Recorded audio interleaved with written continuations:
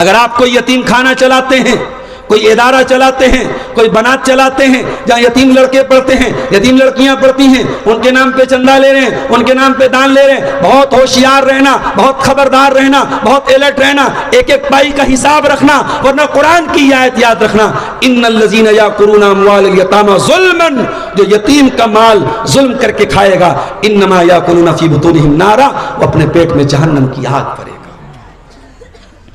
और एक बात बोलूं, सीमांचल में इतने जलसे हैं कि मैं डेली अगर तारीख दूं तो शायद मैं दे सकता हूं, मगर मेरे पास वक्त नहीं है। आप देख रहे हैं कि मैं 10 दिन के अंदर 10 बार आ रहा हूं, मजबूरी की वजह से। इतने जलसे हो रहे हैं, लेकिन आप कभी गौर कीजिए कि कोई बुराई में कमी नहीं आ रही है, कोई समाज में बिगाड़ दूर नहीं हो रहा है। क्यों? क्योंकि दिल बहुत कठोर हो चुका है, और दिल की कठोरता को दूर करना है तो नबी अकरम ने क्या इलाज बताया था। एक सहाबी आए, कहा अल्लाह के नबी मेरा दिल बड़ा कठोर है, मेरा दिल बड़ा सख्त हो गया है, अय अल्लाह के नबी कोई ट्रीटमेंट बता दीजिए, कोई इलाज बता दीजिए। नबी ने फरमाया अगर दिल की कठोरता को दूर करना है तो इमसह बिरअसिल यतीम, किसी यतीम के सर पे मोहब्बत से हाथ फेर देना, किसी यतीम के सर पे मोहब्बत से हाथ फेर देना। इसी कटिहार के कोलासी चौक में एक साहब से हमारी मुलाकात हुई, अपने तमाम बेटों बेटियों को वो इल्म दीन सिखा रहे हैं, और 3 यतीम बच्चियों को भी अलग से वो दीन की तालीम दे रहे हैं। बहुत अरबपति नहीं है, खरबपति नहीं है, लेकिन मैं समझता हूं कितने बड़े कलेजे की बात है। आज हमारे यहां कितने करोड़पति हैं, उनको ये तौफीक नहीं होती। करे गैर गरबुत की पूजा तो काफिर, कवाकिब में माने करिश्मा तो काफिर, झुके आग पर बहरे सजदा तो काफिर, जो ठहरा ए बेटा खुदा का तो काफिर, मगर मोमिनों पर कुशादा है राहें, परस्तिश करे शौक से जिसकी चाहे, नबी को जो चाहे खुदा कर दिखाए, इमामों का रुतबा नबी से बढ़ाए, मज़ारों पे जा जा के नजरें चढ़ाए, शहीदों से जा जा के मांगे दुआएं, न तौहीद में कुछ कमी इससे आवे, न इस्लाम बिगड़े न ईमान जावे, ही तू ही एक मुश्किल कुशा है, इलाही तू ही एक मुश्किल कुशा है, मुसीबत से कोई बचाता नहीं है, नबी या वली कोई दाता नहीं है। ये सर में किसी दर पे कैसे झुकाऊं, कोई और दर मुझको भाता नहीं है, गनी है तू सब तेरे दर के गदा है, कोई एक पत्ता हिलाता नहीं है, छिपा भेद सीने में तू जानता है, छिपा भेद सीने में तू जानता है, कोई तुझको जाकर बताता नहीं है, तू बारिश का मालिक हवाओं पे हाकिम, तू बारिश का मालिक हवाओं पे हाकिम, कोई एक कतरा गिराता नहीं है, तेरा ही करम लहे लहाती है धरती, तेरा ही करम लहे लहाती है धरती, कोई एक पौधा उगाता नहीं है, नबी या वली कोई दाता नहीं है। सदर मोहतरम, उलमाए किराम, मोहतरम बुजुर्गों, नौजवान साथियों, माओं और बहनों, प्यारे बच्चों, आज का ये प्रोग्राम मैहरपुर का जामा मस्जिद की तामीर और तरक्की के लिए, उसके ताउन के लिए मुनक़िद हुआ है। मुझसे पहले आपने कलकत्ता से तशरीफ़ लाए हुए मुफ्ती सोहराब साहब का खिताब सुना, जो अपनी तकरीर के साथ साथ आप हजरात से अल्लाह के इस घर के लिए ताउन की दरख्वास्त भी कर रहे थे और अल्हम्दुलिल्लाह आप लोगों ने उनके हाथ पे मस्जिद का ताउन किया भी है। मैं अपनी तकरीर के एंड में, चूंकि 600 किलोमीटर का तवील सफ़र करके बाई रोड में आया हूं और तकरीर के फौरन बाद फिर 600 किलोमीटर का सफ़र करना है, तो चूंकि वक्त कम रहेगा, तकरीर ख़त्म करने के बाद 5 मिनट में आपके पास बैठूंगा। आप हजरात से गुजारिश है कि आप जलसे के मकसद को सामने रखेंगे और जिस तरीके से आप अपने वक्त की कुर्बानी दे करके जलसे में आए हैं और तमाम काम छोड़ करके आप कुरान और हदीस की बातों को सुन रहे हैं, उसी तरीके से आप अपने माल की भी कुर्बानी अल्लाह की राह में पेश करेंगे। और आप जानते हैं, बताने की ज़रूरत नहीं है, बचपन से आप सुनते चले आए हैं, मस्जिद की तामीर का, मस्जिद में मदद करने का, मस्जिद को आबाद करने का क्या सवाब है, क्या फजीलत है। उस मौजू पर मैं समझता हूं कि आपको कुछ बताने की ज़रूरत नहीं है, आप खुद ही बहुत समझदार हैं। मेरे भाइयों, मैंने आपके सामने खुतबे मसनूना के बाद सूरतुल अनआम की आयत नंबर 151, 151 नंबर की तिलावत की। सूरह अनआम की 3 आयतों में, आयत नंबर 151, 152 और 153, 151, 152, 153, इन 3 आयतों में अल्लाह तबारक व तआला ने 10 बातों का हुक्म दिया है। ये जो 10 बातें हैं, ये 10 बातें तमाम शरीयतों का खुलासा है। जितने नबी आए और उन नबियों पर जो शरीयतें उतरी, जो शरीयतें वो लेकर के आए, जो मजहब वो लेकर के आए, उनकी तमाम शिक्षाओं का केंद्र, उनकी तमाम टीचिंग्स का सेंटर, उनकी तमाम तालीमात का मरकज यही 10 बातें। इन्हीं 10 बातों को तौरात में 10 कमांडमेंट्स कहा गया। तो ये बहुत ही इंपॉर्टेंट बातें हैं। आइए एक एक करके इन 10 बातों का हम एनालिसिस करते हैं, जायजा लेते हैं और समझने की कोशिश करते हैं कि वो कौन सी 10 बातें हैं जो अल्लाह ताला ने सूरह अनआम की आयत नंबर 151 में, 152 में और 153 में बयान की। कुल तालू अतलू, ऐ नबी आप फरमा दीजिए, आ जाओ, मैं तिलावत कर रहा हूं। नबी से कहा जा रहा है कि ऐ नबी आप कह दीजिए, आई रिसाइट, आई रीड, मैं पढ़ रहा हूं। नबी का काम था पढ़ना। नबी आए थे दुनिया को पढ़ाने, ये अलग बात है। नबी की मानने वाली कौम आज भारत में सबसे ज्यादा अनपढ़ है।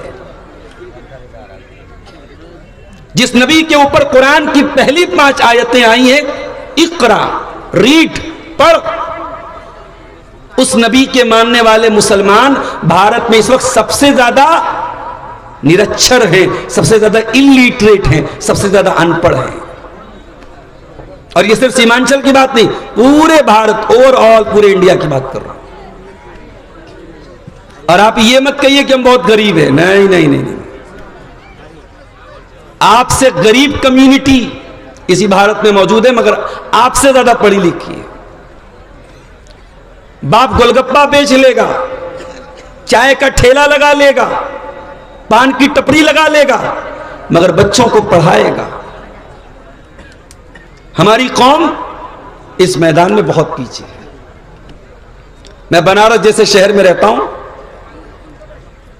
मैं एक मुस्लिम इलाके में, मुस्लिम अक्सरियत इलाके में रहता हूं। हमारे इलाके मशहूर हैं खाने पकाने के लिए। मुसलमानों के इलाके में पकौड़ी बहुत अच्छी मिलेगी, बिरयानी बहुत अच्छी मिलेगी, चिकन की दुकानें बहुत अच्छी मिलेगी। और कोचिंग सेंटर कहां मिलेगा? दूसरों के इलाके में। हमें कहीं से चुल्लू पर पानी लेना चाहिए और उसी में डूब मरना चाहिए। कुल तालौ अक्लु, ऐ नबी आप फरमा दीजिए, कह दीजिए, आओ मैं पढ़ के सुनाता हूं। मा हर्रम रब्बुकुम अलैकुम, तुम्हारे रब ने कौन कौन सी चीजों को तुम्हारे ऊपर हराम किया है? कौन कौन सी चीजें अल्लाह ने हराम की हैं? आओ मैं हराम की लिस्ट बताता हूं। अल्लाह तुशरिकू बिही शैआ, सबसे पहली चीज कि तुम अल्लाह के साथ किसी को शरीक न करो, अल्लाह का अधिकार किसी और को न दो, अल्लाह के आगे किसी, अल्लाह के सिवा किसी और के आगे सजदा न करो। और मुसलमान क्या कर रहा है? मैं 2025 की नवंबर की 8 तारीख को कटिहार के इलाके में आपसे बात कर रहा हूं। आज से 100 साल पहले भारत में एक जगह है पानीपत, वहां एक शायर पैदा हुए, उनका नाम था मौलाना अल्ताफ हुसैन हाली। उन्होंने किताब लिखी जिसमें पूरे इस्लाम की हिस्ट्री उन्होंने बयान की, मुसलमानों की पूरी हिस्ट्री बयान की। उसको कहते हैं मद्दो जज़रे इस्लाम, या आसान जबान में कहते हैं मुसद्दसे हाली। और मौलाना हाली ने 100 साल पहले भारत के मुसलमानों का जो नक्शा खींचा था, 100 साल के बाद भी वो नक्शा ऐसा मालूम होता है कि आज ही का उन्होंने नक्शा खींचा है। क्या कहा था? करे गैर गर्बुत की पूजा तो काफिर, कवाकिब में माने करिश्मा तो काफिर, झुके आग पर बहरे सजदा तो काफिर, जो ठहरा ए बेटा खुदा का तो काफिर।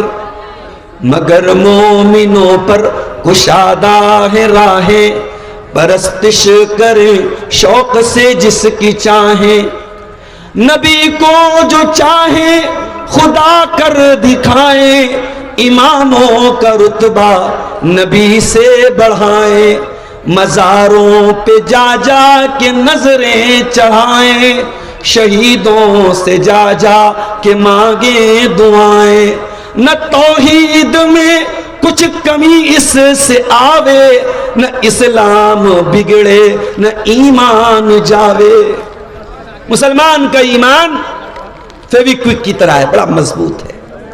ये कब्र पे जाके सजदा करे, ये मज़ारों पे जाके मुर्गा चढ़ाए, बकरा चढ़ाए, मन्नतें माने, ये सारे शिरकिया काम कर ले, ये पक्का मुसलमान बना रहता है। और अभी तो इलेक्शन का माहौल है, जो बेचारा इलेक्शन में आ जाता है, सियासत में आ जाता है, उसके तो 100 खून माफ हो जाते हैं। वो तो कोई भी काम करेगा, कहेगा मौलाना साहब क्या बताऊं, मजबूरी है। याद रखो, दुनिया के किसी और गुनाह के लिए एक्सक्यूज पेश किया जा सकता है, नो एक्सक्यूज फॉर शिर्क। अल्लाह ताला शिर्क को माफ नहीं करेगा। नो नो नो, नेवर, कदापि नहीं, कभी नहीं। मुशरिक की मग़फ़िरत अल्लाह की बारगाह में होगी नहीं। अल्लाह ताला ऐलान करता है, इन्नल्लाह ला यग़फ़िरु अन युशरक बिही व यग़फ़िरु मा दूना ज़ालिका लिमन यशा। अल्लाह ताला उस इंसान को माफ नहीं करेगा जो अल्लाह का अधिकार किसी और को दे रहा है। ओ मेरे सीमांचल के शेरशाबादियों, अगरचे आपकी अक्सरियत अहले हदीस है, मैं जानता हूं कुरान और हदीस पर चलने का आपका दावा है, लेकिन आपको भी अपने अकीदे पर गौर करने की जरूरत है। मुझे मालूम है अब आपके इलाकों में भी गंदे तावीज होने लगे हैं, आपके बच्चों के गले में भी तावीज पाए जा रहे हैं, आपके घरों में भी बहुत सारे शिरकिया काम होने लगे हैं। अल्लाह ताला जब हराम चीजों की लिस्ट बयान करता है तो पहला गुनाह क्या कहता है? अल्लाह तुशरिकू बिही शैया, कि अल्लाह के साथ किसी को शरीक न करना। और एक हदीस में अल्लाह के नबी हजरत मुआज इब्न जबल से कहते हैं, ला तुशरिक बिल्लाह, ऐ मुआज अल्लाह के साथ कभी शिर्क न करना। वह इन कुतिलता औ हुर्रिकता, अगरचे तुझे कत्ल कर दिया जाए, तेरे टुकड़े टुकड़े कर दिए जाए, तेरी बोटी बोटी कर दी जाए, तुझे जला कर रहा कर दिया जाए, ऐ मुआज कभी अल्लाह के साथ शिर्क न करना। और एक बात बोलूं, अभी बहुत सारे लोग यहां आके चंदा देते हैं। मौलाना साहब मेरे माँ बाप की तरफ से ये चंदा है, बहुत अच्छी बात है, देना भी चाहिए। माँ बाप की तरफ से आप सदका कर सकते हैं, खैरात कर सकते हैं, कोई हर्ज की बात नहीं है। मगर एक बात बोलता हूं, अगर माँ बाप मुशरिक हैं और शिर्क की हालत में मर गए बगैर तौबा किए, तो ऐसे माँ बाप की तरफ से ना तो सदका दिया जा सकता है, ना चंदा दिया जा सकता है, ना ऐसे माँ बाप के लिए मग़फ़िरत की दुआ की जा सकती। अल्लाह, अपनी मां है, अपना बाप है, मगर हमें इजाजत नहीं, हमें परमिशन नहीं है, नॉट अलाउड, हम अपने मुशरिक मां बाप के लिए मग़फ़िरत की दुआ नहीं कर सकते। कटिहार वालों, अगर आप अपने मां बाप के लिए मग़फ़िरत की दुआ करते हैं तो खुशकिस्मत हैं आप, आपको वो दौलत मिली है जो इब्राहीम अलैहिस्सलाम को नहीं मिली। इब्राहीम अलैहिस्सलाम अल्लाह से दुआ करते हैं, वग़फ़िर ले अबी इन्नहु कान मिनज़्ज़ाल्लीन, ऐ अल्लाह मेरे पिता को माफ कर दे, मेरे बाप को बख्श दे, मेरा बाप भटक गया था, गुमराह हो गया था। अल्लाह ने कहा खबरदार ऐ इब्राहीम, तेरा बाप मुशरिक था और शिर्क की हालत में मरा था, तू अपने बाप के लिए मग़फ़िरत की दुआ नहीं कर सकता। इब्राहीम अलैहिस्सलाम कहते हैं, वला तुख़ज़िनी यौम युबअसून, ऐ अल्लाह मुझे क़यामत के दिन तू ज़लील न करना। ऐ अल्लाह इससे बढ़ के मेरी ज़िल्लत क्या होगी, ऐ अल्लाह इससे बढ़ के रुसवाई क्या होगी कि मेरा बाप जहन्नम में जाएगा। अल्लाह का ऐलान होगा, नो फॉरगिवनेस फॉर द मुशरिक, मुशरिक के लिए कोई माफी नहीं। ऐ इब्राहिम तेरा बाप मुशरिक था और तू जरा अपने पैर की तरफ देख, बुखारी के अल्फाज हैं, इब्राहिम अलैहिस्सलाम अपने पैर की तरफ देखेंगे, उनका बाप बज्जू, एक जानवर होता है बज्जू, बज्जू की शक्ल में लाया जाएगा और पैर के बल उसको उल्टा करके उसको फेंक दिया जाएगा जहन्नम की आग। अल्लाह अकबर। इब्राहिम अपने बाप के लिए मग़फ़िरत की दुआ नहीं कर सकते। हमारे प्यारे नबी अपनी मां की कब्र पे गए सहाबा को लेकर, जिस मां को 6 साल की उम्र में खो दिया था, उस मां की कब्र पे गए। 50 साल के बाद बच्चा बूढ़ा हो जाए तब भी मां की ममता भूलता नहीं है। मां आपकी चली जाएगी, जिस मां को आज तवज्जो नहीं देते हो, कल वो मां जब चली जाएगी, मां की ममता याद आएगी, मां का चेहरा याद आएगा, मां का प्यार याद आएगा। नबी अकरम ने अपनी मां को याद किया, मां की कब्र पे जाके रोने लगे। और इतना रोए, सही मुस्लिम के अल्फाज हैं, फबका व अबका मन हौलहू, आप भी रोने लगे और आपके सहाबा भी आपको रोता हुआ देख के रोने लगे। आपने फरमाया, ऐ मेरे सहाबा, इस्ताज़न तो रब्बी अन अस्तगफिर लि उम्मी फलम यूज़न ली, मैंने अपने रब से इजाजत मांगी, ऐ अल्लाह मैं अपनी माँ के लिए मगफरत की दुआ करना चाहता हूँ। अल्लाह ने फरमाया, नॉट अलाउड, ऐ मेरे नबी इजाजत नहीं है। नबी को भी अपनी माँ के लिए मगफरत की दुआ की इजाजत नहीं मिली, जो आपको मिली है ये बहुत बड़ी खुशनसीबी है। मैं कहता हूं हम झोपड़ी में रहते हो, हमें खाने को अनाज ढंग का न मिलता हो, पहनने को ढंग के कपड़े न मिलते हो, लेकिन सोचो अगर ये दौलत हमें मिली है कि अपने माँ बाप के लिए कम से कम हम दुआएं मगफरत कर सकते, कितनी बड़ी दौलत है। नबियों को, बहुत सारे नबियों को ये दौलत नहीं मिल पाई। इसलिए मेरे भाइयों, तौहीद की हिफाजत करो, अकीदे की हिफाजत करो, उलमा से जुड़ो, पता करो कौन सा अमल ऐसा है जो तौहीद के खिलाफ है। ना जानकारी में कलियाचक में एक मकान के टाइल्स में मैंने देखा अजमेर का फोटो लगा हुआ है। ना जानकारी में, जानकारी नहीं थी, उसने अजमेर का फोटो लगा के रखा था। ना जानकारी में कितने लोगों के, अहले हदीसों के घरों में गंदा तावीज हो रहा है। तो अल्लाह जब हराम की लिस्ट बयान करता है तो पहली चीज क्या कहता है, अल्लाह तुशरिकू बिही शैया, अल्लाह के साथ किसी को शरीक न करना। दूसरी चीज व बिलवालिदैन इहसाना, और है मेरे बंधु अपने माँ बाप के साथ अच्छा सलूक करना, माँ बाप के साथ अच्छा सलूक करना, मरने के बाद नहीं, जिंदगी में अच्छा सलूक करना।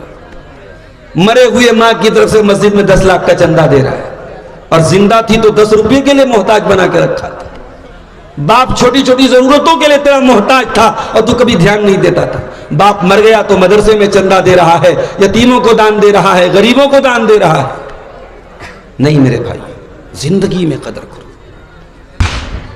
अगर आपको बूढ़े माँ बाप मिले हैं और आपको उस बूढ़े और लाचार बाप का पखाना साफ करना पड़ रहा है, तो अल्लाह की कसम, दुनिया में लाखों सफाई कर्मी हैं जो इसलिए गंदगी साफ करते हैं उनको पैसा मिलता है। अरे तू चंद महीने, चंद दिन अपने बाप की गंदगी ये सोच के साफ कर ले कि तेरी जन्नत पक्की हो रही। तेरी माँ अगर बूढ़ी है और तुझे अपने हाथों से अपनी माँ को खाना खिलाना पड़ रहा है तो तू बोझ न समझ, तू परेशानी न समझ। तो कितने सालों तक तेरी माँ अपनी गोद में बिठा के तुझे खिलाया करती थी। मैं एक तरफा बात नहीं करूंगा, शादी के बाद हर घर में सास और बहू का मैटर आता है, शौहर बेचारा परेशान हो जाता है, माँ की बात मानूं कि बीवी की बात मानूं। मैं कहता हूं भाई, एक के पैरों के नीचे जन्नत है और एक के साथ तुझे जन्नत में जाना है। एक शरीके हयात है और एक सबबे हयात है। एक ने तुझे पैदा किया और एक तेरे लिए तेरे बच्चों को पैदा करेगी। एक तेरे भरोसे सब कुछ छोड़ के आई है और एक ने सारी कुर्बानी दे के तुझे पैदा किया है। तुझे बैलेंस करना है, तुझे माँ का भी ख्याल करना है, तुझे बीवी का भी ख्याल करना है।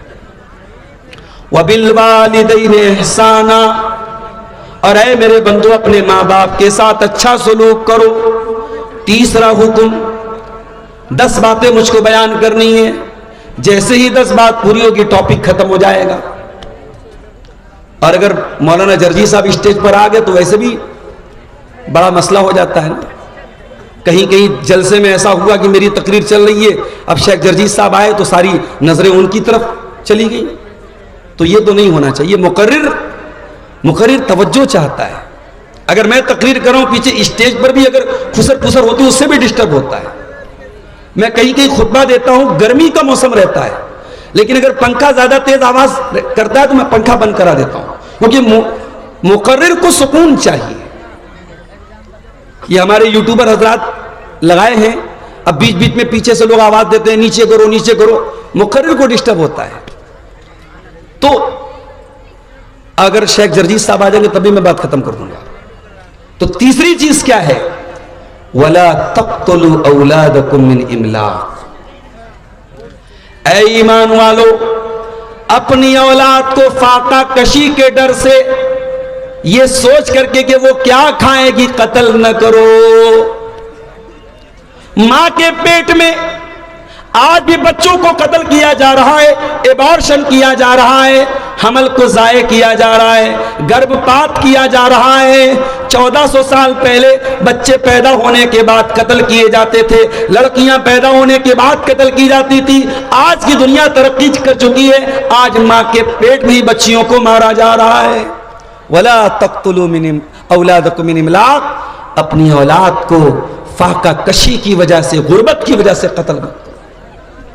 अगर हमल ठहर गया है तो जब तक बहुत क्रिटिकल सिचुएशन ना हो, औरत की जान खतरे में ना हो, हमल को गिराने की इजाजत नहीं है, चाहे वो 1 महीने का हो, चाहे वो 10 दिन का हो। अगर उसके पहले, हमल के पहले एहतियाती तदाबीर इख्तियार की जाएं ताकि भी बच्चों के बीच में गैपिंग हो, वो एक अलग मसला है। लेकिन अगर हमल ठहर चुका है, उसको गिराना ये औलाद का कत्ल है और हराम है मेरे प्यारे साथियों।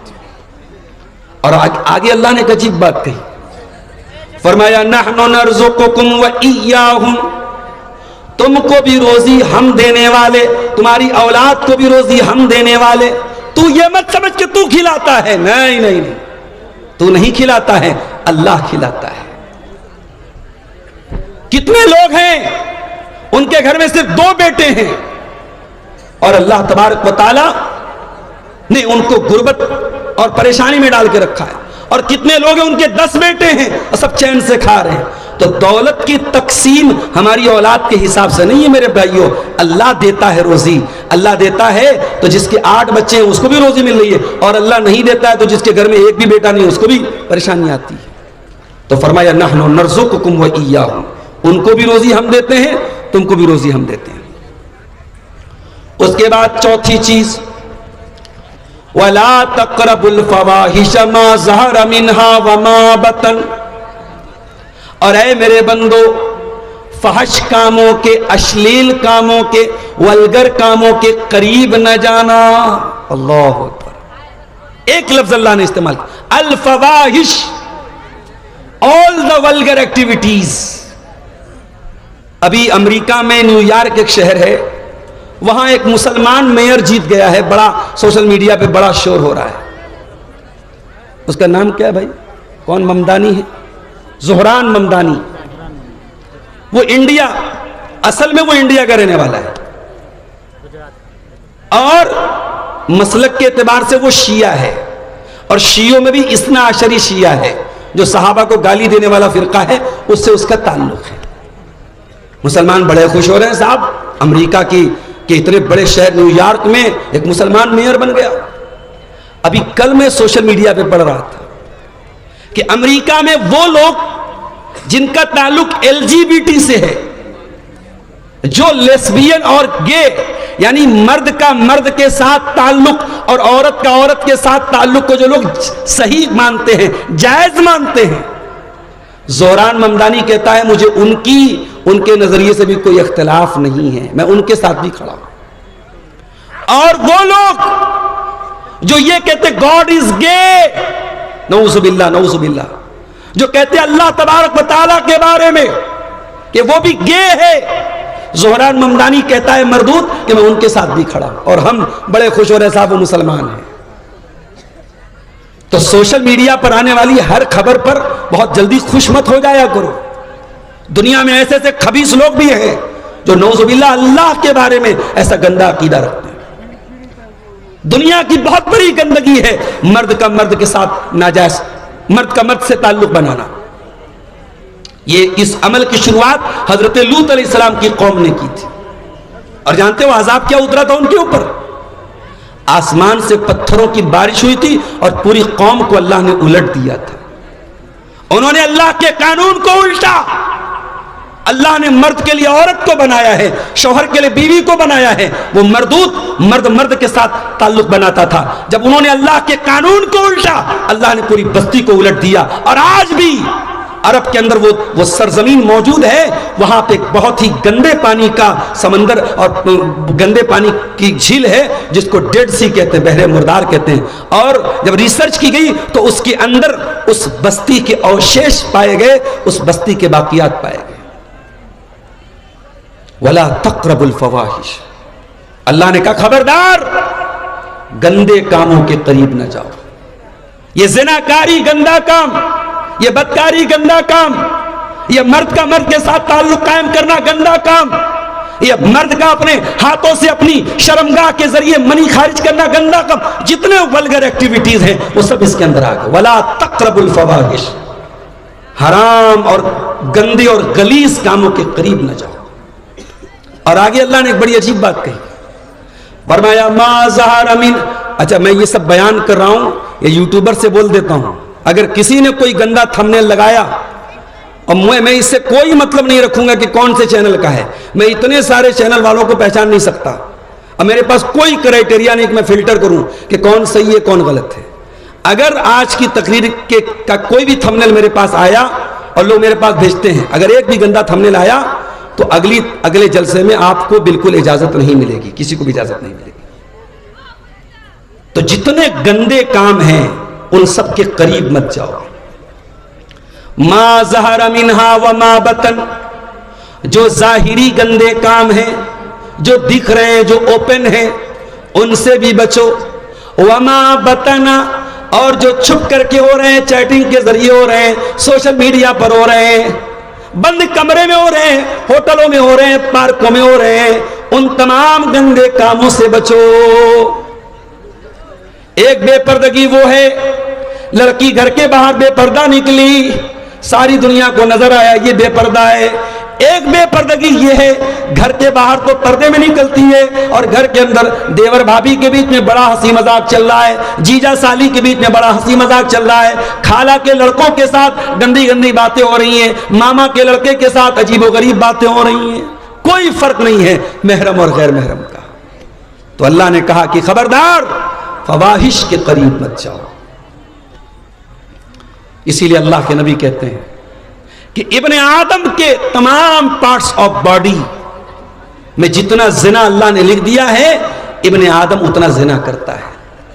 आगे अल्लाह के नबी ने अपनी बात को क्लियर करते हुए फरमाया अलैनानि ज़िनाहुमन नज़र, आंखों का जिना गंदी चीजों को देखना है, वलुज़नानि ज़िनाहुमल इस्तिमा, और कानों का जिना गंदी चीजों को सुनना है, वल्यदु ज़िनाहल बत्शु, हाथों का ज़िना गलत चीजों को टच करना है, वर्रिजलु ज़िनाहल खुता, और पैरों का ज़िना गलत चीजों की तरफ चल के जाना है। अल्लाह माफ करे, आज हमारे नौजवानों में अक्सरियत आंखों के ज़िना, कानों के ज़िना, हाथों के ज़िना में मुब्तला है मेरे भाई। और उसका अंजाम ये है कि शादी होती है और इंसान अपनी बीवी के हुकूक अदा करने के काबिल नहीं है। जगह जगह नकली हकीमों के ऐड लगे हैं, मर्दाना बीमारियों का इलाज कराने के लिए हकीमों के ऐड लगे हुए हैं। हकीमों की बढ़ती हुई ये कसरत और नौजवानों में पाई जाने वाली ये बीमारियां ये बता रही हैं कि ये गंदे काम हमारे नौजवानों को तबाह कर रहे हैं। तो ये चार चीजें अल्लाह ताला ने सूरह अनाम की आयत नंबर 151 में बयान की। उसके बाद पांचवी चीज, वला तक़्तुलुन नफ्सल्लती हर्रमल्लाहु इल्ला बिल हक़्क़ि, और खबरदार किसी निर्दोष की हत्या मत करना, किसी ऐसे इंसान की जान मत लेना जिसकी जान लेने का तुमको अधिकार नहीं है। मीडिया वालों तक अगर बात पहुंचे तो पहुंचा देना। रात दिन तुम अपने चैनलों पर बैठकर ऐसे नौजवानों को पकड़ करके लाते हो जो पता नहीं कभी मुसलमान थे कि नहीं थे, उनको तुम एक्स मुस्लिम बताते हो, और उन नौजवानों को बिठा करके जब वो इस्लाम को गाली देते हैं, कुरान को गाली देते हैं, नबी को गाली देते हैं, तो मीडिया वाले बड़े खुशी खुशी उसको शेयर करते हैं। और इस्लाम का डिफेंस करने के लिए ऐसे दाढ़ी और टोपी वालों को बुलाया जाता है न्यूज चैनल पर जिनको कुछ आता जाता नहीं है। 1500 रुपए के लिए वो चैनल पे जाते हैं और अपनी भत करवाते हैं और इस्लाम को अपमानित करवाते हैं। मीडिया वालों, अगर दम है और हिम्मत है तो कभी अपने चैनलों पर उन मुसलमानों को भी लाओ जो कभी गैर मुस्लिम थे और अब उन्होंने इस्लाम कबूल किया। जरा उनसे भी पूछो कि उन्होंने दूसरे मजहब में क्या कमी देखी और इस्लाम के अंदर उन्होंने क्या खूबी देखी है। और हमारा अकीदा सुन लो, हम अपने आप को इस लायक नहीं समझते कि हम इस्लाम को बचा सकें। दुनिया वाले अपने धर्म को बचाने के लिए यात्राएं निकालें, अपने धर्म को बचाने के लिए जुलूस निकालें। मुसलमान को अपने धर्म को बचाने के लिए कोई जुलूस निकालने की जरूरत नहीं है। ये हमारा धर्म नहीं है, इट्स नॉट अवर रिलीजियन, ये हमारा दीन नहीं है, ये अल्लाह का दीन है। और शायर कहता है, नूरे खुदा है कुफ्र की हरकत पे खंदाजन, फूकों से ये चराग बुझाया ना जाएगा। जितना इस्लाम को दबाओगे उतना इस्लाम और उभरेगा। और कुरान कहता है, युरीदून लियुत्फिउ नूरल्लाहि बिअफ़वाहिहिम वल्लाहु मुतिम्मु नूरिही वलौ करिहल काफ़िरून। तुम इस्लाम को बुझाना चाहते हो, इस्लाम की शमा और रोशन होगी, इस्लाम और उभरेगा जितना तुम उसको दबाओगे। कुरान क्या कह रहा है? किसी निर्दोष की हत्या नहीं करना। सूरह अनाम की आयत नंबर 151 है। अल्लाह 10 बातों का हुक्म दे रहा है और 10 बातों में ये 5वीं बात है, don't murder anyone, don't kill anyone. किसी की हत्या न करना, किसी को कत्ल न करना। इंसानी जान की वैल्यू इस्लाम से ज्यादा किसी और दीन में नहीं है। अगर किसी ने किसी का मर्डर कर दिया और जिसका मर्डर किया है वो बेकसूर था, तो इस्लाम में सजा क्या है? कातिल की सजा कत्ल है। और इस्लाम में इस सजा को किसास कहा गया। जिस देश में, जिस इलाके में, जिस शहर में यह कानून लागू हो जाए कि कातिल की सजा कत्ल है, वहां चलती गाड़ियों में गोलियां नहीं चलेंगी। आपके बिहार में इलेक्शन के दौरान गोलियां चली हैं और लोगों को कत्ल किया गया है। जान सस्ती हो चुकी है मेरे भाइयों। चंद रुपयों के लिए कोई बैंक से 1 लाख रुपया निकालता है, गुंडे उसका रुपया लेने के लिए उसकी जान मार देते हैं। इंसानी जान इतनी सस्ती हो चुकी है। इस्लाम में जान बहुत कीमती है मेरे प्यारे साथी। तुम कहते हो इस्लाम आतंकवाद सिखाता है।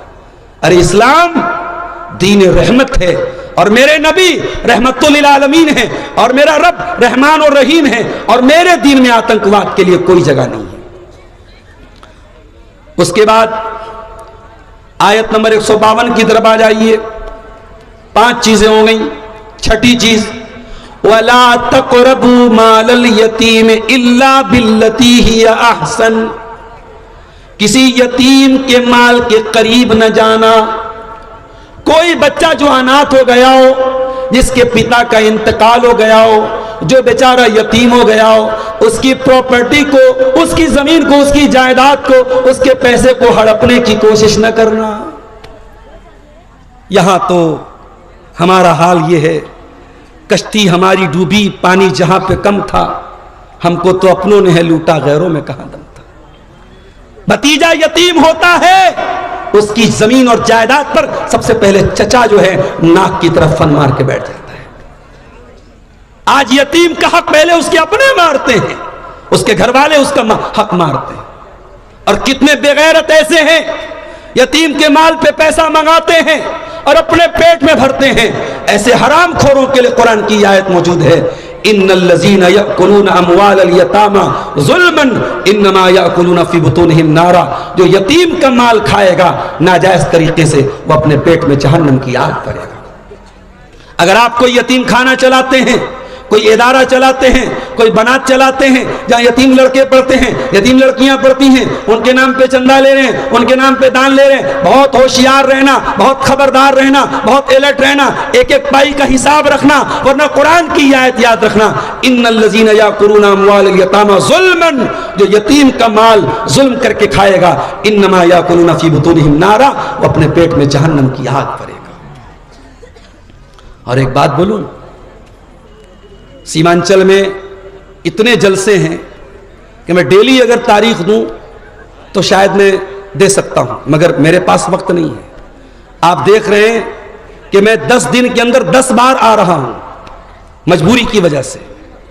इतने जलसे हो रहे हैं, लेकिन आप कभी गौर कीजिए कि कोई बुराई में कमी नहीं आ रही है, कोई समाज में बिगाड़ दूर नहीं हो रहा है। क्यों?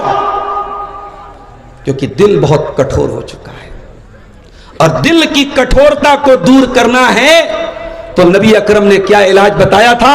एक सहाबी आए, कहा अल्लाह के नबी मेरा दिल बड़ा कठोर है, मेरा दिल बड़ा सख्त हो गया है, अय अल्लाह के नबी कोई ट्रीटमेंट बता दीजिए, कोई इलाज बता दीजिए। नबी ने फरमाया अगर दिल की कठोरता को दूर करना है तो इमसाह बिरअसिल यतीम, किसी यतीम के सर पे मोहब्बत से हाथ फेर देना, किसी यतीम के सर पे मोहब्बत से हाथ फेर देना। इसी कटिहार के कोलासी चौक में एक साहब से हमारी मुलाकात हुई, अपने तमाम बेटों बेटियों को वो इल्म दीन सिखा रहे हैं, और 3 यतीम बच्चियों को भी अलग से वो दीन की तालीम दे रहे हैं। बहुत अरबपति नहीं है, खरबपति नहीं है, लेकिन मैं समझता हूं कितने बड़े कलेजे की बात है। आज हमारे यहां कितने करोड़पति हैं, उनको ये तौफीक नहीं होती, हराम चीजों में खूब पैसा बहाते हैं। अरे हो सके तो किसी यतीम को पाल लो, हो सके तो किसी यतीम बच्चे की पढ़ाई अपने जिम्मे ले लो। मैं खुद मदरसे में पढ़ाता हूं और मैं जानता हूं कितने बच्चे होते हैं जो बेचारे गरीब होते हैं, यतीम होते हैं, सिर्फ अपने फैमिली बैकग्राउंड की वजह से, अपने गरीब माँ बाप की वजह से, या फैमिली में कोई नहीं है इस वजह से बेचारे पढ़ाई छोड़ देते हैं। मेरे भाइयों, अगर दान करना है, अल्लाह की राह में देना है, मस्जिदें बनवाओ, मदरसे चलाओ, लेकिन दान और खैरात का एक जरिया यह भी है कि आप यतीमों का ख्याल करो, किसी यतीम की परवरिश अपने जिम्मे ले लो। तो ये हो गई छठी चीज। 4 चीज और बयान करनी है। उसके बाद फरमाया वला तक़रबू मालल यतीमी इल्ला बिल्लती हिय अहसनु हत्ता यबलुगा अशुद्दा। यतीम के माल के करीब न जाना जब तक वो यतीम बालिग न हो जाए। जब यतीम बालिग हो गया, जवान हो गया, अपने पैरों पे खड़ा हो गया, उस यतीम का माल उसके हवाले कर देना, उसके माल में हेर फेर न करना, उसके माल में कोई 420 न करना। उसके बाद 7वीं चीज फरमाया व औफुल कैल वल मीजान, व औफुल कैल वल मीजान बिल क़िस्त। और जब सामान तौल के देना और नाप के देना तो बराबर बराबर तौल के देना। किसी के साथ बेईमानी न करना, किसी के साथ अन्याय न करना। अगर तुम बिजनेस कर रहे हो, कारोबार कर रहे हो, किसी को नकली माल न बेचना, किसी के साथ धोखाधड़ी न करना, नाप और तौल में कोई कमी कोताही न करना। मेरे प्यारे भाइयों, आज भारत की सरजमीन पर हालात हमारे लिए तंग हो रहे हैं, मुश्किलें हमारे लिए खड़ी हो रही हैं, मगर अल्लाह का कुरान हमको रास्ता बता रहा है। इतनी मुश्किलों के बावजूद है मुसलमान, तेरा कुरान तुझे तरीका बता रहा है कि तुझे बेईमान नहीं बनना है, तुझे ईमानदार बनना है, तुझे नाप तौल में कमी करने वाला नहीं बनना है, सही सही नाप तौल करने वाला बनना है। तेरा कारोबार इतना ट्रांसपेरेंसी वाला हो, इतना साफ सुथरा हो कि गैर मुस्लिम भी तुझसे कारोबार करने के लिए आगे बढ़े और दुनिया तेरी ईमानदारी की तारीफ करे। उसके बाद फरमाया ला नुकल्लिफु नफ्सन इल्ला वुस्अहा। और ऐ मेरे बंदो, तुम जब कोई सामान नाप तौल के देना, अपने हिसाब से पूरी कोशिश कर लेना। लेकिन अगर तुम चावल बेच रहे हो और 2-4 दाने चावल के कस्टमर को तुमने कम दे दिए, तुमने कुछ कमी और बेशी कर दी, तो एक एक दाने का हिसाब नहीं लेंगे। ऐ मेरे बंदो, जो तेरी ताकत में नहीं है, जो तेरे कंट्रोल में नहीं है, हम उसका हिसाब तुझसे लेने वाले नहीं है। तू खुल्लम खुल्ला बेईमानी मत करना, तू जानबूझ करके बेईमानी मत करना। हाँ, अगर नाप तौल कभी करने में, कभी ना जानकारी में अगर कुछ हल्का फुल्का 19-20 हो गया, उसकी अल्लाह क्या पकड़ नहीं होगी। उसके बाद 8वीं चीज फरमाया वैज़ा कुल्तुम फादिलू। और ऐ मेरे बंदो, जब तुम बात करना तो इंसाफ की बात करना, न्याय की बात करना, ना इंसाफी की अन्याय की बात न करना। दुनिया वाले कहते हैं प्यार में सब जायज है और जंग में सब जायज है। Everything is fair in love and war. न प्यार में सब जायज है, न जंग के मैदान में सब जायज है। अगर आप किसी से प्यार करते हैं तो प्यार के नाम पर आपको कोई नाजायज और गलत काम करने की इजाजत नहीं है। हाँ, अगर दिल में किसी लड़की की मोहब्बत पैदा हो गई इस्लाम इस बात की इजाजत देता है आप लड़की के गार्जियन से राब्ता करें, उसके बाप से राब्ता करें, प्रॉपर चैनल से आए, मेन गेट से आए, आप बैक डोर का इस्तेमाल न करें, आप नाजायज तरीके का इस्तेमाल न करें। लड़की के निकाह का जिम्मेदार अल्लाह ने लड़की के गार्जियन को बनाया है, उसके वली को बनाया है, उसके बाप को बनाया है। अगर वली तैयार है तो बहुत अच्छी बात है, सोने पे सुहागा है, आप निकाह कर लें। और यह भी याद रखें खूबसूरती पे लट्टू ना हो जाएं, खूबसूरती पर लट्टू ना हो जाएं कि कोई बहुत खूबसूरत है तो बस लट्टू हो गए। अगर खूबसूरती के साथ साथ दीनदारी है, प्रॉपर चैनल से आए और गार्जियन से वली के जरिए निकाह का पैगाम भेजें। अगर वली राजी नहीं है तो कोर्ट मैरिज करना, भाग के शादी करना हराम है, नाजायज है, जिना है, बदकारी है, और जो करेगा अल्लाह के यहां बहुत सख्त गुनहगार होगा। मेरे प्यारे साथियों, न प्यार में सब जायज है, न जंग के मैदान में सब जायज है। अभी सूडान से तस्वीरें आ रही है, अजीबो गरीब जुल्म हो रहा है, अजीबो गरीब जुल्म हो रहा है। किसी को जिंदा ताबूत में भरा जा रहा है, कहीं पूरा पूरा गांव आग से जिंदा जला दिया जा रहा है। आज जंग के मैदान में लोग एक दूसरे को क्या नहीं करते। इसी भारत के एक स्टेट में दंगा हुआ और तस्वीरें वायरल हुई, मां हामिला औरत के पेट में भाला मार के पेट का बच्चा हवा में लहराया गया, और बाद में ये जुल्म करने वाले सबको क्लीन चिट दे दी गई। मेरे प्यारे साथियों, याद रखो, दुनिया में अगर इंसाफ नहीं हुआ, अल्लाह की अदालत में इंसाफ होगा। इस्लाम अपने दुश्मन के साथ भी हमें अन्याय करने की तालीम नहीं देता। अल्लाह कुरान में कह रहा है, वैज़ा कुल्तुम फादिलू, जब बात करो तो न्याय की बात करो। इसी कटिहार से मेरे पास यह भी फोन आया, मौलाना साहब, पंचायत करने वाले को अपने पक्ष में फैसला करने के लिए बैकडोर से पैसा दिया जाता है, रिश्वत दी जाती है, और जो ज्यादा तगड़ा होता है, ज्यादा मजबूत होता है, कुछ पंचायत करने वाले उसके हक में फैसला कर देते हैं। याद रखें, ऐसे बेईमान पंचायत करने वाले पंच और सरदार, ये पंचायत की कुर्सी, ये सरदार की कुर्सी, ये फैसला करने वाले की कुर्सी कयामत के दिन तेरे लिए जहन्नम की कुर्सी बनेगी। अगर तूने रिश्वतें लेकर गलत फैसले किए हैं और हकदार का हक मारा है और मजलूम को दबाया है, तो याद रख, तू नबी का मानने वाला नहीं है, तू शैतान का मानने वाला है। मेरे नबी इंसाफ के अलमबरदार थे। मेरे नबी का फैसला इंसाफ का फैसला होता था। नबी की अदालत में केस आया, ऐ अल्लाह के नबी, एक औरत ने चोरी की है, कबीले बनु मखजूम की औरत है, फातिमा नाम था उस औरत का, बहुत बड़े खानदान की औरत थी, चोरी की थी उसने। नबी ने कहा हाथ काटा जाएगा।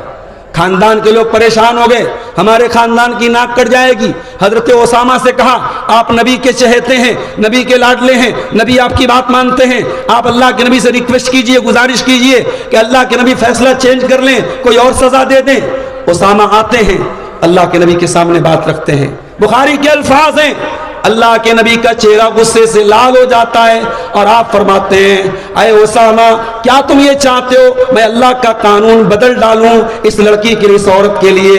अय ओसामा, अल्लाह की कसम, लौ अन्ना फातिमा बिन्त मुहम्मदिन सरकत लक़तातु यदहा। अय ओसामा, ये तो कबीले बनु मखजूम की फातिमा थी, मेरी अदालत में अगर ये केस आता, मेरी लफ्ते जिगर, मेरी नूरे नजर, मेरी बेटी फातिमा ने चोरी की है। अय ओसामा, अल्लाह की कसम, मोहम्मद की अदालत से कोई और फैसला ना आता, मैं अपनी बेटी के भी हाथ कटवाने का ऑर्डर दे देता। इंसाफ करो पंचायत वालों, इंसाफ करो एक दूसरे का फैसला करने वालों, इंसाफ करो, हक का साथ दो, सही का साथ दो, किसी की ताकत देखकर, किसी की दौलत देखकर उसका साथ मत दो।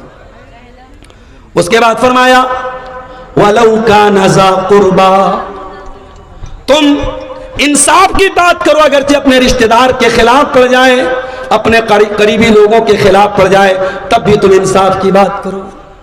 8 चीज हो गई, अब 9वीं चीज सुनिए, वह भी अहदिल्लाहि औफू, और ए ईमान वालो, तुमने अल्लाह के साथ जो एग्रीमेंट किया है, तुमने अल्लाह के साथ जो वादा किया है, जो प्रॉमिस किया है, जो प्रतिज्ञा की है, उस वादे को निभाया करो।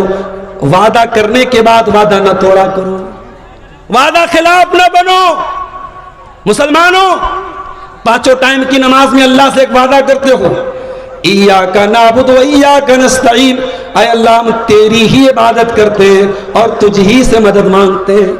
नमाज में इतना बड़ा वादा करने के बाद अगर गले में तावीज पहनते हो और हाथ में धागा बांधते हो और यह अकीदा रखते हो कि धागा बांधने से बीमारी चली जाएगी, तावीज पहनने से बिगड़ी बन जाएगी, और कार से जा रहे हो बिल्ली ने रास्ता काट दिया और यह अकीदा रखते हो कि बिल्ली के रास्ता काटने से हमारे ऊपर मुसीबत आ जाएगी, तो याद रखो तुमने अल्लाह से वादा करके वादा खिलाफी की है। जब इय्याका नअबुदु व इय्याका नस्तईन का वादा किया है तो इस वादे पर कायम रहो और इस वादे को निभाओ। ज़ालिकुम वस्साकुम बिही लअल्लकुम तज़क्करून, ये अल्लाह ताला की बहुत बड़ी वसीयत है। अब 9 चीजें हो गई।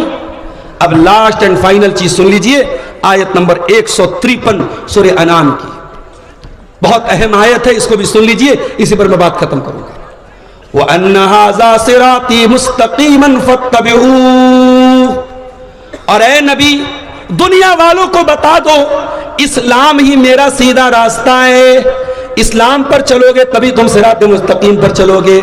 ऐ ईमान वालों, ऐ दुनिया वालों, इसी रास्ते पर तुमको चलना है, इसी हाईवे पर तुमको चलना है, इसी रास्ते पर तुमको चलना है। वला तत्तबिउस सुबुल, दूसरे रास्तों पर नहीं चलना।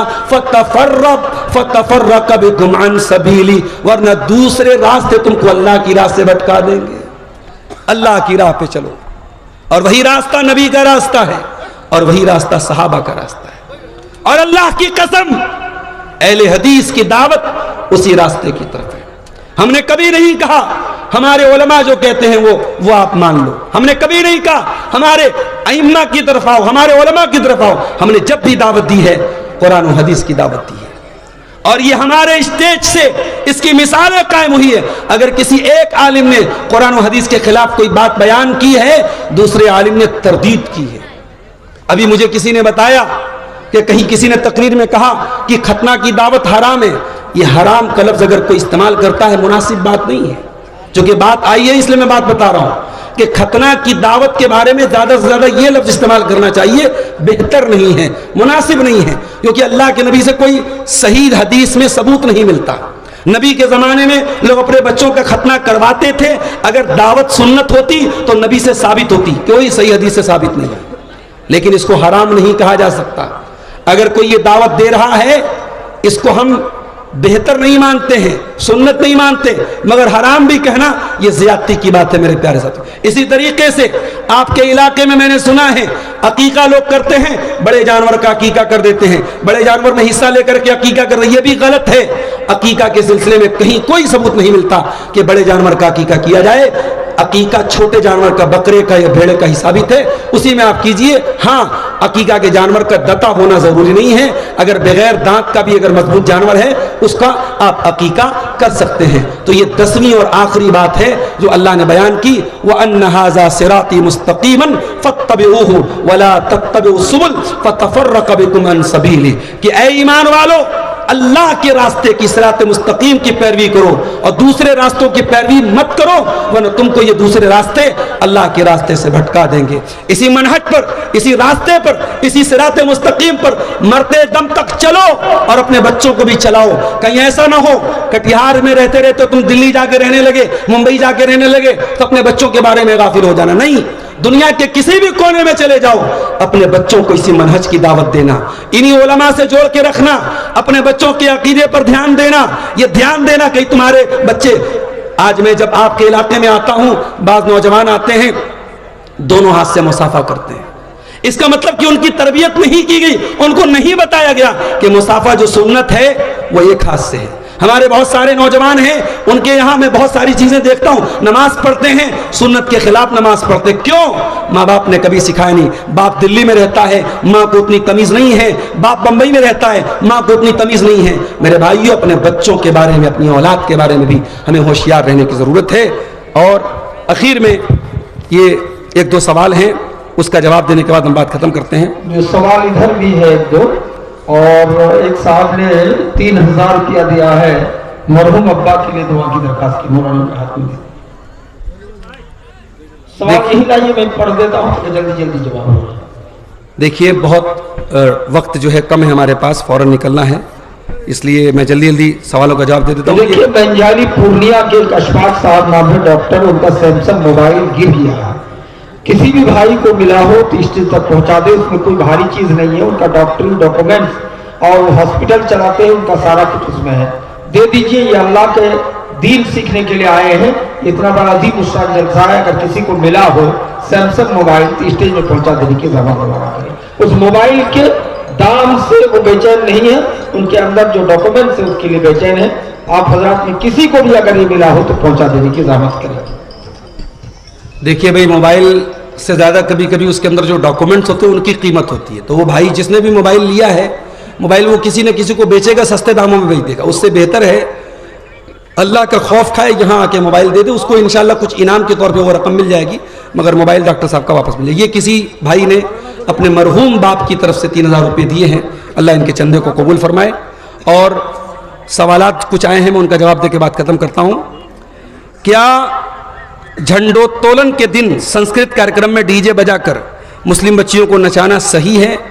मैं समझता हूँ कि इसमें से जितनी बातें हैं, डीजे बजाना और मुस्लिम बच्चियों को नचवाना, ये तमाम चीज़ें बिल्कुल क्लियर सब जंजीर साहब आ गए हैं, सब चैनल खोल दीजिए। सारे लोगों को मालूम है कि ये तमाम चीज़ें हराम हैं।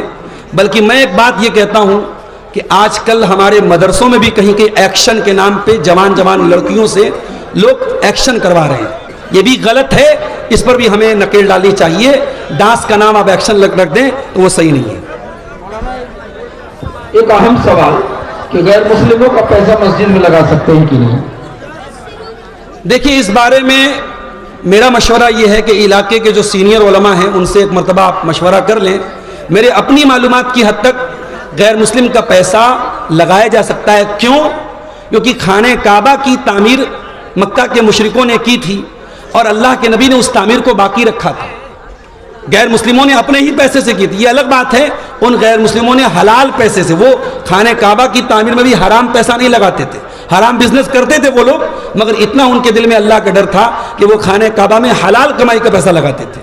तो आज अगर कोई गैर मुस्लिम ऐसा है जिसका मिक्स बिजनेस है, कुछ चीज़ें, भाई गैर मुस्लिम इस्लाम को तो नहीं मानता है, उसके यहाँ सूद ब्याज भी चलता है, बहुत कुछ हराम भी काम चलता है, तो अगर उसका मोस्टली बिजनेस, ज़्यादातर बिजनेस जायज़ चीज़ों का है और कुछ वो हराम के भी काम कर रहा है, तो ऐसे गैर मुस्लिम का चंदा आप ले सकते हैं। और मुसलमानों में यही मसला है, मुसलमान का भी चंदा, अगर कोई मुसलमान ऐसा है जो मोस्टली उसका काम हलाल है, कुछ वो हराम काम भी कर रहा है, ऐसा इंसान अगर चंदा देता है तो हम ले सकते हैं।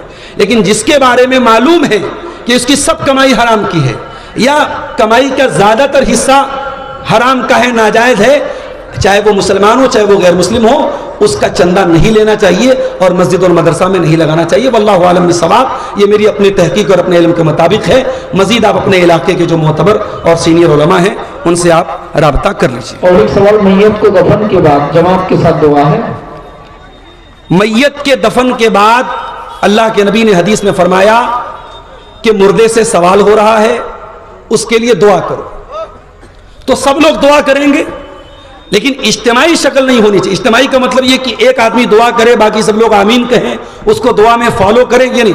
हाँ, सारे लोग एक ही टाइम अगर दुआ कर रहे हैं तो कोई हर्ज की बात नहीं, क्योंकि दफन के बाद दुआ का सबूत है, नबी ने दुआ का हुक्म दिया है।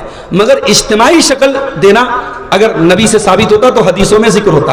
हदीसों में ये जिक्र नहीं है कि नबी दुआ कर रहे हैं, बाकी सहाबा आमीन बोल रहे हैं, तो ये शक्ल नहीं होनी चाहिए। वल्लाहु आलम। और मिट्टी देने के लिए मसलन 5000 आदमी आए हैं तो सबको मिट्टी देना जरूरी है? कोई ज़रूरी नहीं है, कोई ज़रूरी नहीं है। बल्कि मिट्टी देने की अलग से कोई फजीलत भी नहीं है। हदीस में यह आया है कि अगर कोई सिर्फ जनाजा पढ़ के चला जाता है तो उसको एक क़ीरात सवाब मिलता है, और कोई दफन में भी, दफन तक शामिल रहता है जनाजे में, तो उसको डबल क़ीरात का सवाब मिलता है। मिट्टी आप दे दें अच्छी बात है, मिट्टी नहीं देते हैं कोई गुनाह की बात नहीं, कोई हरज की बात नहीं। वल्लाहु आलम बिस्सवाब। अल्लाह से दुआ है रब्बुल आलमीन हम सबको नेक अमल, अच्छी समझ की तौफीक अता फरमाए। और जो 10 बातें सूरह अनआम की इन 3 आयतों में अल्लाह ने बयान की है, इन 10 बातों पर अल्लाह ताला हम सबको अमल की तौफीक अता फरमाए। आमीन। व आखिर दावाना अल्हम्दुलिल्लाहि रब्बिल आलमीन।